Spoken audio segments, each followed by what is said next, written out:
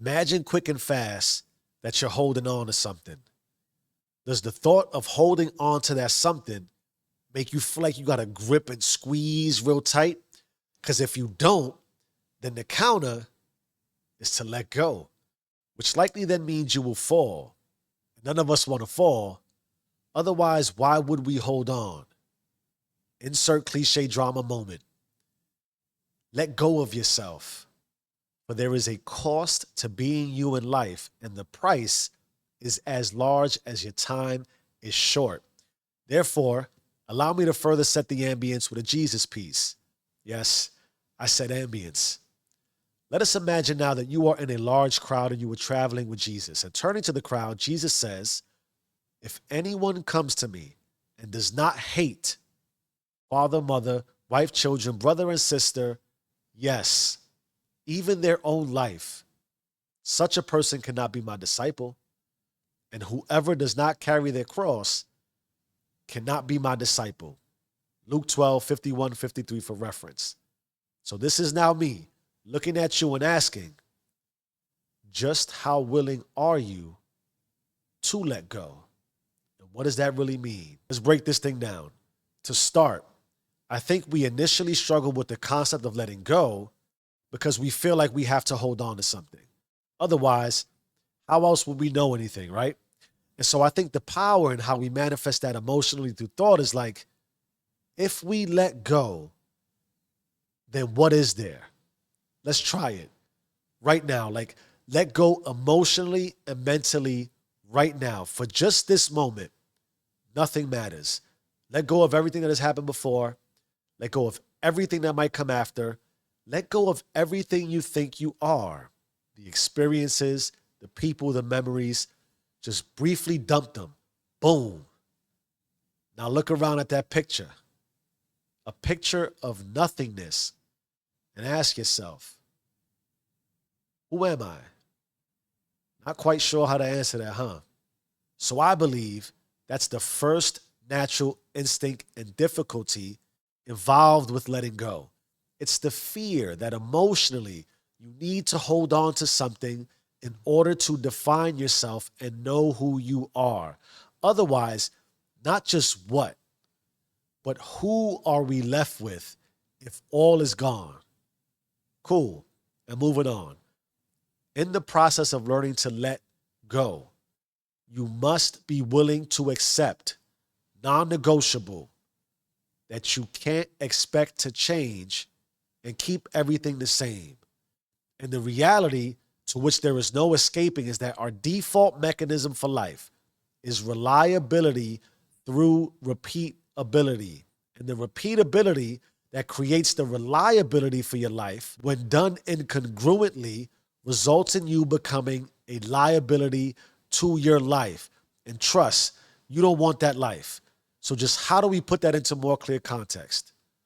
If you're not seeing change constantly, at minimum every 6 months, for me, it's like daily, where you are a totally refreshed, evolved, and renewed human, you're likely not letting go. So the next question to naturally quell is, what is holding you? And what is holding you is that your current repeatable life is not self-focused. Let me explain. Interestingly, by nature, we are all primarily self-centered because we are all primarily self-interested, but being self-focused is an entirely different animal, like the Jesus piece. It means you carry your own cross, and you are not, mostly because you won't let go. And aside from the fear of nothingness, here's what you mostly don't let go of: how you feel about you. And I know you were hoping I would help you blame it on somebody else, but this is the fundamental concept for any and all change. So I think it's worth repeating and more simultaneously asking, how do you feel about you? Because when you can't let go of how you feel about you, how you feel about you is then primarily a product of how others feel about you, which then means how you go about doing you is also a product of how others go about you. And when you are centered and self-focused on how others do, and feel about you, you can't release and let go of that. Because like letting go of who you think you are, how then would you know how to feel about you?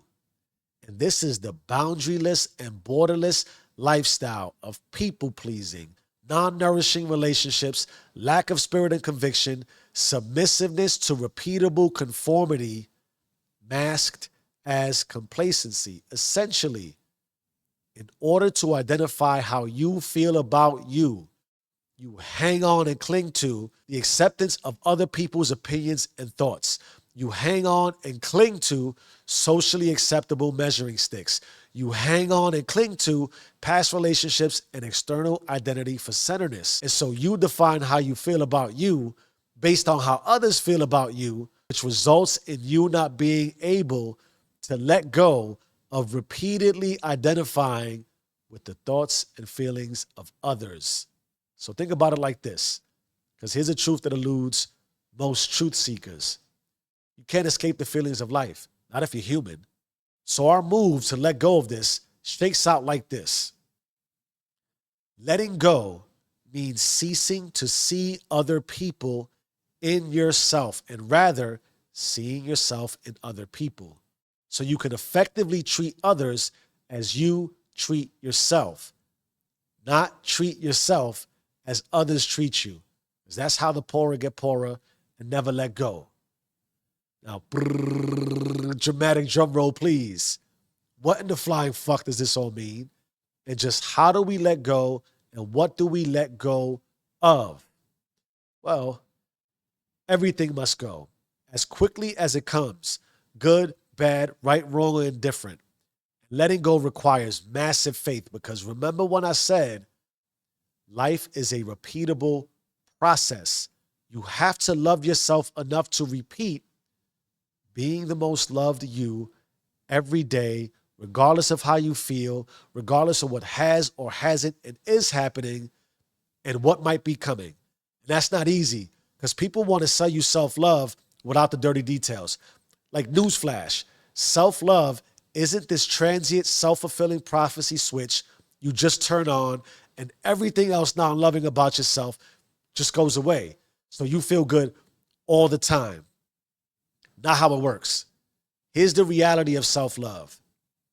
You can't have self-love without self-loathing, self-prosperity without self-poverty, self-strength without self-weakness, wins without losses, peace without vows, ups without downs, heaven without hell.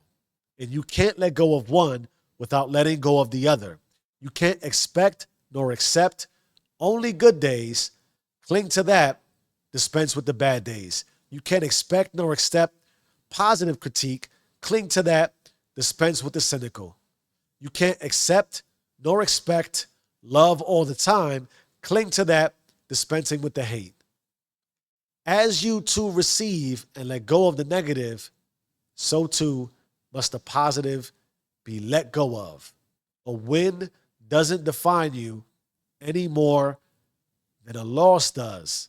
Therefore, you cannot find the love you need to have the faith to be for yourself, who you need to be for yourself, until you can't stand the fact of being yourself. Not just who you were yesterday and all your yesterdays, but who you are today and who you'll be tomorrow and all your tomorrows. This is why the Jesus piece was so significant. It comes down to this.